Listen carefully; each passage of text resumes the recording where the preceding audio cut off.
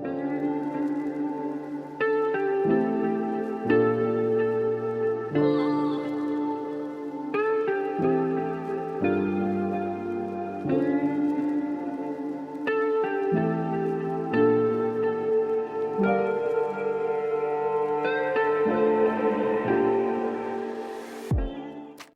is pure coincidence that you're going to be seeing this shirt in multiple videos because they were actually recorded on different days, far apart. I don't know how I managed this, and I'm not getting up to change. So today I have a non-bookish video for you. This is another kind of artsy one. If you're only following me for bookish stuff, I'm sorry. We'll be getting back to that soon, but I have a video for today that's non-bookish, and then the next video is also non-bookish. Them's the breaks, kids. But I had showed a card recently I was sending to a friend, and there were lots of heart eyes emojis, and so I asked if people would want to see kind of the process of creating it, and it was a resounding yes from a number of people, so I thought I would go ahead and record a little process video as well as make a whole big stack of cards and some templates that I can use for future cards, and kind of get my fall snail mail train rolling. So I'm going to be showing you today how to do a bunch of different little wreath cards that are fairly easy. I mean, they're not beginner, but you know, I think that most people could do them or do some kind of take on them. And then I'm also going to be giving you guys an opportunity to get one of mine. I'll talk more about that at the end of the video, but I'm going to go ahead and get right into it. If you'd like to learn how to make your own little fall wreath card, or you know, it can be adapted to any season or any particular thing. If you'd like to learn the basics of how to do this, then keep watching. I'm going to start by just brainstorming some ideas of things that could go on the wreath, so fall elements, different types of florals or leaves or berries, seed pods, things like that that you might find around this time of year, and those will kind of be my go-to that I'll pull from when I'm trying to put together an arrangement or a cluster. Here you can see the illustration that I was talking about in the beginning of the video. This is what I ended up watercoloring and sending to a friend. I'm going to be making 5x7 cards today, which is the size that you see here. Another common size is 4x6. You could also do something along those lines, but I'm going to stick with the 5x7 for this video and this set of cards. So to begin, I'm going to trace out that 5x7 square. That way I know that my illustration will stay within the bounds of that 5x7. I wouldn't want to spend all of this time on an illustration just to realize that I went over by ½ inch and I've got to redraw the whole thing. I'm also going to give myself a base circle to work around for the wreath. I'm just tracing out a bit of masking tape, but I mean, you could use anything or freehand it. But I'm going to kind of form my illustration around that circle. It doesn't have to be perfect, and in fact I don't want it to be. I want it to be a little more loose, but that's just kind of the guideline. So here you see how I'm kind of planning out elements. I tend to cluster things either to slightly to the left or right dead in center, and almost always around the bottom. And I taper a bit as I go up the sides. So I'm just going to finish sketching these out, and then I will show you the initial sketches when we're done. Okay, so I'm going to cut in here to kind of break things down a little bit because we've reached the end of the first step, which is, well, I guess the first step is really conceptualizing with the ideas of what I can put in the illustration, but this is the first step, and it shows you how rough and not perfect and not even cute it can be in those early stages. So it's really just about getting the shapes and the proportions and the concept down on paper. So these are very, very rough, and when I do the next step, which is going over them in a nice deep black so that I'll be able to read what I've drawn through the sheet of paper that's going to be the final sheet, I'll adjust as I go. But so you can see that they're very, very loose. I mean, like, what is this blob? It will be a pumpkin, but right now it's a blob. Part of it too is it's the first sketch and I'm still warming up my hands and whatever. Maybe I should have done like a preliminary doodle, but because they do get a little better as they go. But I mean, they really at this stage, like, these are going to be wheat, but right now they're just circle blobs, you know, and that's okay. Right now I think I've done either 7 or 8, but I'm just going to show you really quickly what they look like at this stage. So those were the first 2. Here we have a pomegranate one, which I like, and it's going to have some magnolia leaves. and just thin leaves with berries. Couldn't tell you what they're from, they're just a, just a doodle. And then this one is going to be all magnolia with some big lotus pods and some little like crab apples. Then we have a square one because I wanted to do some non-traditional wreaths. So this one just has a mix of everything. Lotus pods, different leaf shapes, some little berries or cherries. Cherries aren't in season in fall, but you know. Pumpkins, just whatever would kind of fill out around the square. And then this one has just one little focal point pumpkin with some bigger leaves, and then some really easy, again, leaves and berries. Could be anything, maybe they don't exist, I don't know. And then just some bare branches. And then the last one that I have drawn right now is some mini pumpkins with some leaves that have no detail on them at this point, and then a couple of different types of mushroom. I might add in another type, maybe right here or over here. I haven't decided that yet. That's something, again, that I can think about as I'm doing final sketching. And then on this one, you'll see that I decided to make it kind of a thicker branch that's tapering off, like it's one continuous unit. So it's thick over here, then as it curls around it thins out. You'll see that I've drawn elements over top of each other because these lines won't all get transferred. As I'm making, oops, sorry, we got blurry. As I'm making the final sketch, you know, I can take out what I don't need. I just have to make sure that I pay attention to what's supposed to be on top. So like this leaf needs to be on top of the pumpkin. I'll draw that first, and then the pumpkin lines will just stop when I get to the leaf. So that's kind of how I work it. I also have a triangle one I'm going to do, but I just don't know what I want on it yet. But that is the end of phase one. So now I move on to making the final sketches, and then I'll transfer them over to the final paper, and then we'll get to work in coloring. I keep my pens in this mess of a drawer. This is my kind of most used items when I'm making cards. And I'm just going to trace over my illustrations using different widths of pen, depending on whether I want the line to be bolder or super fine. But you could use anything, whatever you are most comfortable with. And you can always use something that's thinner and then thicken them up by going over the line a couple of times, or use a thinner pen that you just use more gently to get those thinner lines, whatever works for you. Here I'm just adding some of the finer details, that way I don't have to paint them in or spend a lot of time shading. The paper that I'm going to be using, which is called Bristol, it doesn't take a ton of water and a ton of work, so, and by that I mean like you can't work it over and over. So I want to kind of give myself a good basis to begin with of shading in detail without making it muddy. And I'm just going to erase my pencil lines, and then we've got the final illustration, which I can use in a bunch of different ways. It doesn't have to just be these cards. You know, I can use these digitally, I can shrink them down or make them bigger. It's nice to have both sets of this process.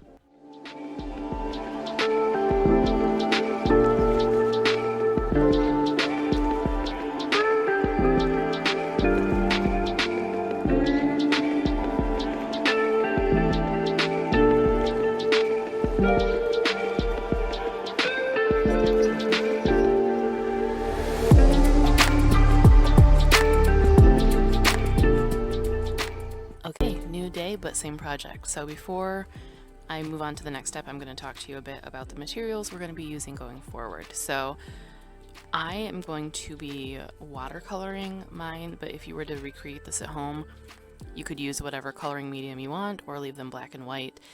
Whatever medium you choose would determine what kind of paper you're going to use. So because I'm using water, I need a water suitable paper. You could absolutely use watercolor paper, but I'm actually going to be using Bristol, which is nice and bright white and smooth. A lot of watercolor paper tends to be textured, which I love, but for this card, I want them to be nice and smooth, and I want them to be a crisp white. And because watercolor paper tends to be thicker, it doesn't fold, it doesn't crease as nicely, and sometimes the edges can fray a little bit, whereas Bristol folds really nice and crisply. So I'm going to be cutting this down to size. In this case, 5x7 cards, which means a 10x7 sheet of paper.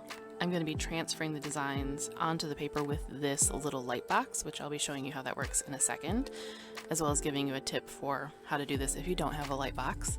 And I'll be painting the cards with this really beat up, messy watercolor palette that just has a mix of some of my favorite colors and brands, but you could use whatever you have, including one of those really cheap, like $2 little watercolor pan sets that you use as a kid. That would work too. Okay, I'm going to switch back to overhead so you can see the process of transferring. So this is called a light box. It's just a thin piece of probably plastic or acetate that has LED lights that you can put behind something like paper, and then the light shines through the paper that you have it behind and the paper that you're trying to transfer to. So as you see here, if I were to just put a piece of paper over my illustration, I can't see through that at all. But if I am able to shine light behind it, suddenly those black lines that I drew stand out a lot more and allow me to trace directly onto my paper without having any extra pencil lines that I have to erase later. So here I am just folding my cards really quickly using a scoring board. You obviously don't have to do this, but I just like it because it makes a nice crisp line that doesn't fray at all. And I'm going to transfer my illustrations directly onto my paper. So you can see here how the light box really helps me with this. If you don't have a light box, you can actually kind of DIY this yourself by just putting your paper in a window. I tape my illustration directly to the window, and then I tape my final paper directly over top of that, and the light shines through the window and acts exactly like a light box. So you don't have to invest in one of these, but if you have one, it definitely does save a few steps. And there we have all of the designs transferred and ready to move on to our final phase. So we're just about done with this phase. I'm going to add in a few more of the finer details with my very, very thinnest pen, things like the pomegranate seeds and some of the shading on the leaves that don't have much yet. And then we'll move on to painting, and that will pretty much wrap this up. So we're just going to speed through the rest of it, and then I'll come back at the end and show you the finished results.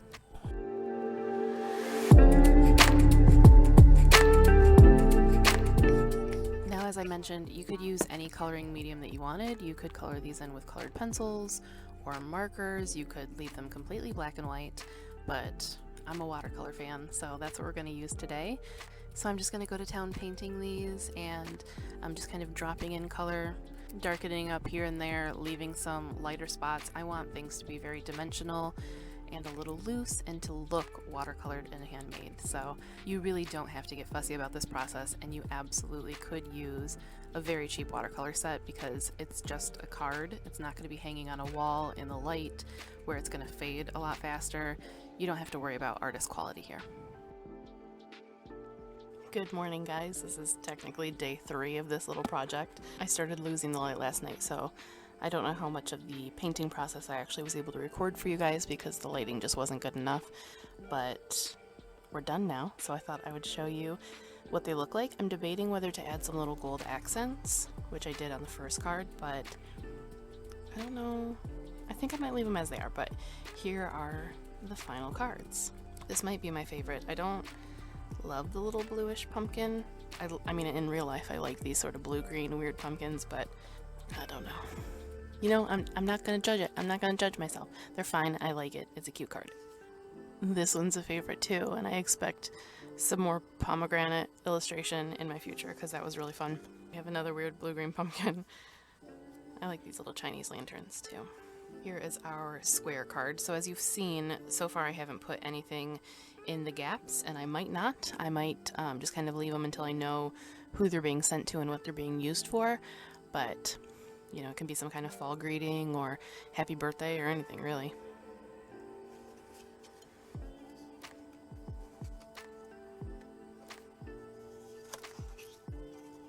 And here's the final one. Hopefully people appreciate the quirk of having a flower that's missing a petal. I like things like that, but I know not everyone does. So some things I want to point out in the cards that maybe I didn't focus on during the creation. You can see here in this card there's a lot of fine lines, a lot of fine detail in the drawing itself. That allows me to give the shading and the detail without having to do a lot of brushwork with the paint, which can get really muddy, and it also makes it really nice just as a flat illustration. So even uncolored, just with that little bit of rough, scratchy shading with a very, very fine tipped pen, you can get a lot of the impression of detail and make it feel more complete. Another thing that I want to talk about is the shakiness. I think this is probably one of the biggest tips I have when it comes to natural illustration. If you're drawing leaves, plants, flowers, anything like that, it's good to learn how to draw with a shaky hand. I think, especially when you're first learning to draw, the instinct is to make everything as smooth and clean as you can, and things in nature aren't like that. If that's the style you want to go for, that's fine, but learn to embrace the shakiness. Learn to let your hand kind of... Let me grab a pen. Obviously you can draw, you know, really smooth flower petals and that'll be fine. But if you draw them a little bit like shaky and wonky and with, you know, not perfect edges, it might have some little tears in it. Let me do one of those real quick. Something like that is going to look a lot more natural, especially once you've got detail added, and it's going to give it more interest for whoever's seeing what you're drawing, and then you also don't have to worry so much about perfection. You can embrace if you put a line in the wrong spot, go for it, make it work. Learn to let your hand shake a bit. This particular illustration is another good one to use for a second tip of mine, which is in order to get curve shapes, to give the idea of something kind of curling over or being rounded. If you have a darker color at the edges, the two, you know, opposing edges of wherever it curls, and then lighter in the middle, it's going to give an idea that there's movement there, or that there's something pushing forward into the light and something receding. So those are two good things that I would recommend practicing a bit with. I would be happy to do some more tips for you guys if you would find it helpful. If you ever want me to do a little Q&A video or just a kind of collection of things that I've learned through practicing making my own little illustrations. And I would also be happy to talk to you more about tools that I use, the different pens and pencils and paints that I use, the brushes that I use, what I recommend for different things. If you have any questions like that or ever want to see a video like that, please let me know in the comments. But I think that is it for this video and for this little card set. Okay, so as I was saying, somebody is going to get one of these cards. It might not be the specific card that you saw. So some of these have already been claimed by a few friends, but as I mentioned, let me grab my sketchbook. So as I mentioned in the intro, because I did the sketches on their own piece of paper and, you know, kept them in nice bold black and white, I can do that same process of transferring them over to watercolor paper or whatever and make a brand new custom version of that exact illustration for anyone, anytime that I choose to send them out. So along with any other comments that you may have on the video, if you would like to get one of these sent to you, then you can comment below letting me know which style of card is your favorite, which one you personally would like to choose, and I will be randomly choosing from among those comments at least one winner to receive the card that they chose. So again, it might not be this specific card, the painting might be slightly different if I've already sent the card that you chose onto someone else, but you will get this exact illustration, or this, or this, or these, or that one. You'll get that illustration and something very similar in coloring, but there might be slight differences. But it will be that basic card, that basic idea, or it might be the specific one you saw in the video, and I will send it to you. Doesn't matter where in the world you are, as long as you're able to receive mail from the United States. I think our mail can still leave this country. We can't, but I'm pretty sure our mail can. I'm not sure how many people I'll be sending cards to, but someone's gonna get something. So if you would like to get one of these, make sure you leave a comment letting me know which one you would prefer. If you would like me to send it to someone else, just make sure that you have their permission to share their address with me. Do not share any addresses or anything like that in the comments. I will be contacting the winner, and that is when I will get your information. Please, I will delete anything that has someone's actual address in it. Don't do that. But that's all you gotta do to win, is just leave a comment. So I look forward to seeing what you guys have to say and chatting with you and talking artsy stuff or all things fall, because I love it all. And as I mentioned, if you would like to see more of this type of content, more artsy stuff, more tutorials, anything like that, make sure to let me know. But that's all for now. Thank you guys for watching, and I will see you again very soon. If you're wondering what this brand new angle of mess that you're seeing is, this is all my craft stuff. Not all of it, but this is a lot of my craft stuff. This is my card making stuff that is within reach of my desk, so you don't normally get to see this bit of chaos. It's actually kind of organized right now, sort of, so a little behind the scenes for you.